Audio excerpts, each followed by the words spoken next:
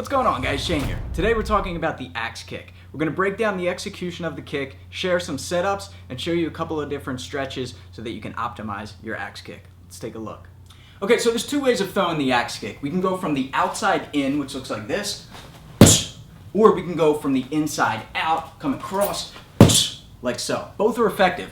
What really matters is the angle at which your opponent is giving you and the path that you want your kick to follow. So practice both of them.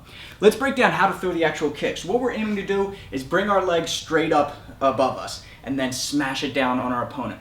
What are we aiming for? We're aiming for the head in general, the bridge of the nose, the eyebrows, or the most commonly broken bone in the human body, the collarbone, right? Put a lot of tremendous force with that axe kick, come smashing down right in between our opponent's guard onto that collarbone. You can finish the fight with a single kick, okay? So hamstring flexibility is key, and we're going to talk about stretches, but one other important detail that was taught to me from quad kicker Micah Brock was instead of flexing, dorsal flexing our toes up when we smash down, that puts our Achilles tendon at risk. So instead what I want you to do is point your toes out. That protects the tendon, but it still juts your heel out, and that's what we're striking with here, right? You can see, if anything, it actually gives me more range in my kick by pointing your toes out. So give that one a try when you're practicing on pads or on the heavy bag. So instead of flexing the whole time and coming down like this, we are pointing our toes, striking with the heel. Let's talk about setups on the bag. So when we're throwing this kick, it's very common in MMA and in Muay Thai that we'll set up a low kick or a body roundhouse kick with a jab or with a hook. Okay, so a jab, low kick, a hook, body kick. We can do that very same setup and disguise our kick as a round kick, but then come across and smash right in between the guard with that outside to inside axe kick. So I can throw my jab, fake low, come up, and then drop it right on my opponent. So here, or I can get to the outside, very similar, right? I'm throwing kicks to the body, I'm throwing kicks to the head. I can bypass the guard completely with the same exact setup, but now coming from an outside to inside axe kick. So again, it could be the jab, it could be the hook, and instead of throwing the round kick, it would be the axe kick. Now let's talk about some stretches and warm-ups to make sure that your body is ready to throw this kick. Okay, so if you've never done this kick before, it's definitely challenging, especially if you're not flexible, but it's more so about mobility than it is flexibility.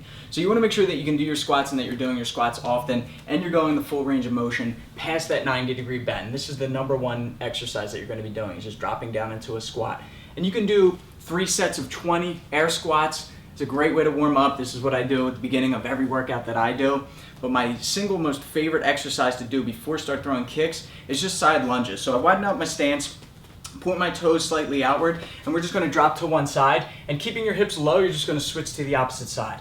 This is going to open up the hips. It's going to stretch the hamstrings out, which is what we're aiming to do.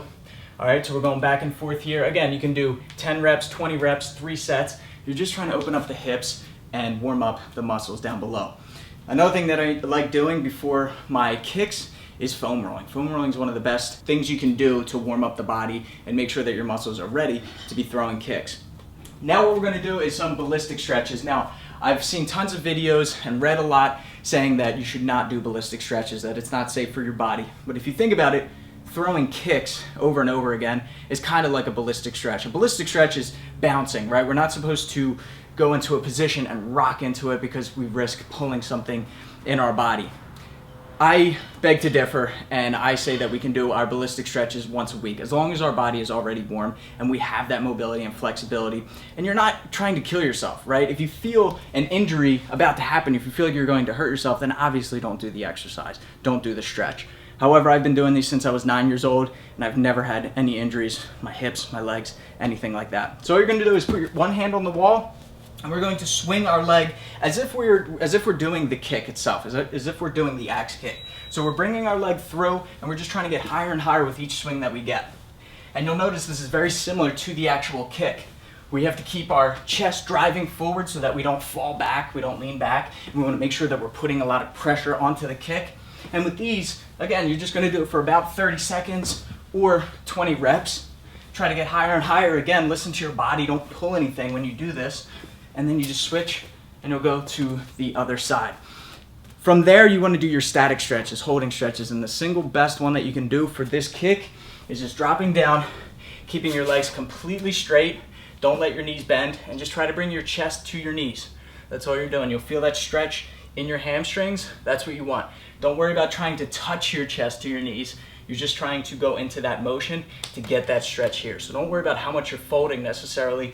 You just want to get that stretch in the hamstring muscles. All right, guys, so practice the axe kick, add it into your arsenal. It's funny that a lot of people talk crap on the axe kick. I think it's because of the name. It's kind of a corny name, but legendary fighters like Andy Hoog and Mirko Crocop have used it very successfully in their fights. So if you want to be legendary like them, you got to practice the axe kick. Be sure to subscribe to get the fight tips before your opponent does. Until then, I'm Shane with Fight Tips for the underdogs.